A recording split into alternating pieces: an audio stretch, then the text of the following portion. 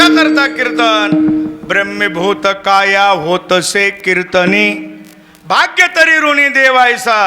कीर्तनाच्या द्वारे ब्रह्मीभूत अवस्था प्राप्त झाली पाहिजे.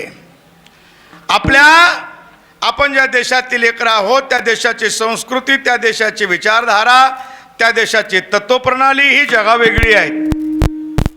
भारताची भूमी ही साधू लोकांनी साधना करून सिद्ध केलेली भूमी आहे. मानवी जीवनाचा हेतू जगत असताना जगाला जीवन कसं जगलं पाहिजे हे जगून दाखवणारी भारतीयांची परंपरा आहे. आणि म्हणून ती परंपरा, ती अवस्था तरुणांच्या मनामध्ये निर्माण करण्याकरता त्यांच्याकडे ती विचारधारा उपलब्ध व्हावी या हेतूनं आपल्याला कीर्तन आयोजित करायची असतात. पण भारतीय तरुणांचा इतिहास वेगळा आहे. आम्ही ज्या देशातील लेकर आहोत त्या देशांच्या तरुणांनी जगावेगळी क्रांती केलेली आहे. वयाच्या 16व्या वर्षी वेगळ्या विचारांना वेडे झालेली मुलं आपण पाहतो, पण त्याच वयामध्ये आपल्या विचारांना जगाला वेळ लावणारे ज्ञानोबाराय या देशानं पाहिलेली आहेत. संपूर्ण विश्वाच्या सुखाचा विचार मांडत असताना ज्ञानोबारायांनी ज्ञानेश्वरी नावाचा ग्रंथ जो जगाच्या समोर प्रगट केला तो वयाच्या 16व्या वर्षी. जरा कल्पना करा, भारतातल्या तरुणांचा इतिहास वेगळा आहे. ज्यावेळेला भारतीय स्वातंत्र्याचा यज्ञकुंड पेटला होता, त्या पेटलेल्या यज्ञकुंडामध्ये आपल्या प्राणाची आहुती समर्पित करत ज्या वयात कपाळाला मंडवळ्या बांधाव्या त्याच वयामध्ये हसत हसत फासावर चढणाऱ्या भगतसिंगाची ही वीरभूमी आहे. त्याचा एक गौरव वेगळा आहे. 2 संस्कृतचे ग्रंथ जगाला समर्पित करत आपल्या पिताजीनं निर्माण केलेलं स्वराज्याचं रक्षण करत आपली धर्मनिष्ठा जगाच्या समोर प्रकट करत असताना तापलेल्या 2 सळ्या डोळ्यामध्ये झेलत मृत्यूला आलिंगन देणाऱ्या संभाजीराजांचं वय किती होतं याचं कल्पना करा. आणि म्हणून भारतातल्या तरुणांचा इतिहास हा गौरवशाली इतिहास आहे. भारताच्या तरुणांनी जगाच्या समोर एक आदर्श जीवन ठेवलेलं आहे. भारतातल्या तरुणांचा एक वेगळा विचार आहे. आपल्या देशाची इंचभर भूमी शत्रूच्या ताब्यात न जाऊ देता आपण जिवंत असेपर्यंत काय मजाल या शत्रूची या विचारानं प्रेरित झालेली एक तरुण स्त्री आपल्या लेकराला छातीला कवटाळते आणि किल्ल्याच्या तटावरून घोडा फेकून देते. अशा वीर झाशीच्या राणीचा हा देश आहे. म्हणून या देशाचा गौरव वेगळा आहे. या देशांच्या तरुणांकडे शक्ती अचाट आहे आणि ती संस्काराच्या द्वारे ते तरुणाई ज्यावेळेला कार्य करते त्यावेळेला त्या तरुणांकडून घडलेली कर्म हे जगाच्या समोर आदर्श कर्म घडत असतात. आणि म्हणून तो सद्भाव, ती सद्वृत्ती, तो सदाचार, आदर्शवत कर्म करण्याचा विचार तरुणाच्या मनात बिंबवण्याकरता संतांच्या विचाराची आवश्यकता असते. कारण संत विचाराशिवाय जीवन हे धन्य बनू शकत नाही. ज्या वेळेला एखादा तरुण मुलगा संत विचाराच्या अधीन होऊन कर्म करू लागतो त्यावेळेला त्यानं केलेले कर्म हे जगाला, घराला तर आहेच पण जगाच्या समोर आदर्श असतात. जरा कल्पना करा, छत्रपती शिवाजीराजासारखा एक तरुण वीर महापुरुष ज्यावेळेला श्रीमंत श्री जगद्गुरु तुकोबारायांच्या विचाराच्या अधीन बनून कर्म करू लागतो त्यावेळेला त्या शिवाजीराजांकडून जी कर्म घडतात ती कर्म हे स्वराज्य निर्माण करत असतात.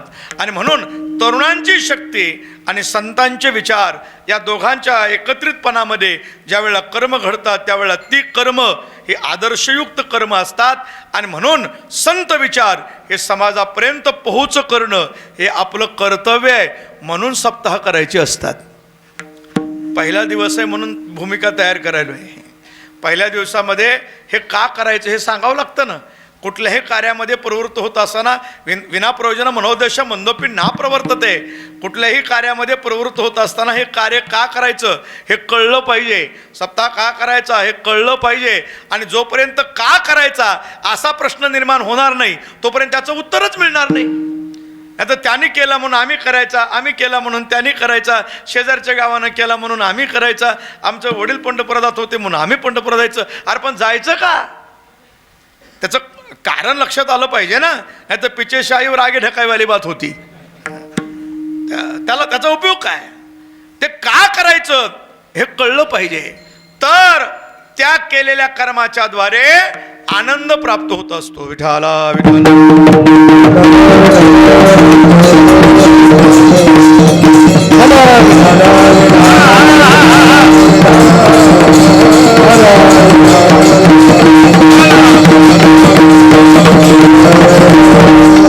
आणि म्हणून मनुष्य देहाची झालेली प्राप्ती आणि त्या देहाच्या द्वारे करावी लागणारी प्राप्ती याचा विचार महत्वाचा आहे.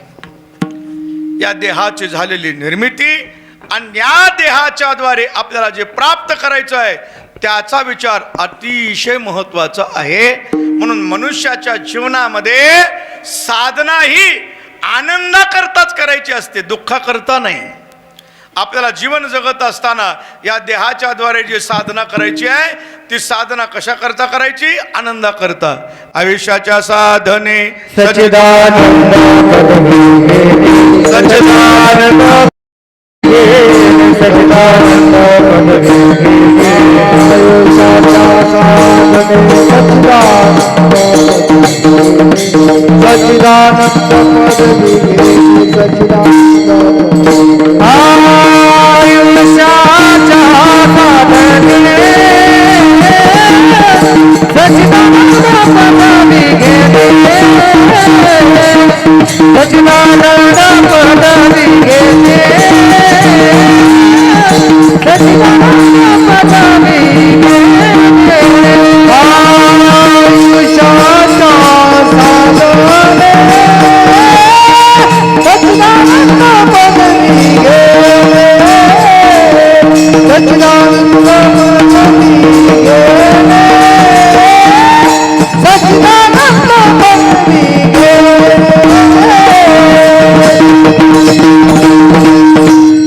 साधने आयुष्याच्या घेणे पदवी सतचिद आनंद. काय घ्यायचा आहे?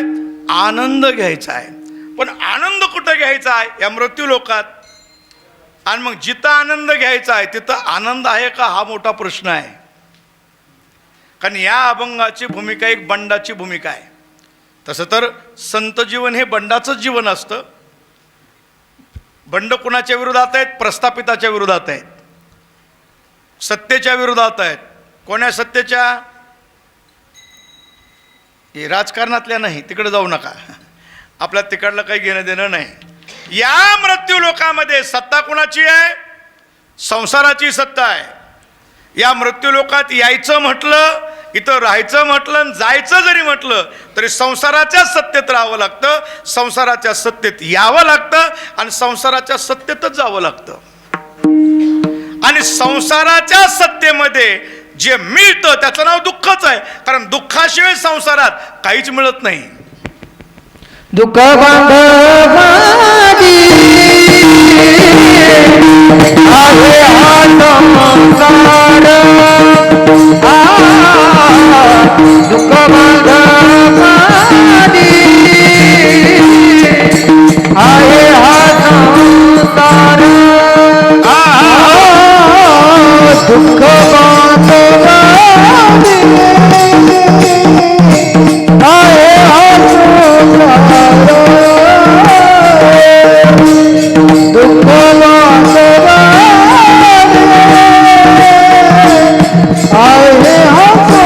संसार दुःख बांधवानी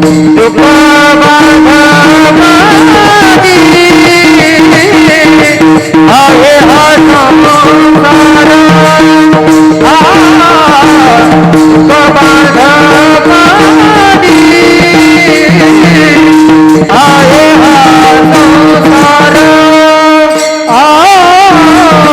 दुःख बांधवानी आहे हा संसार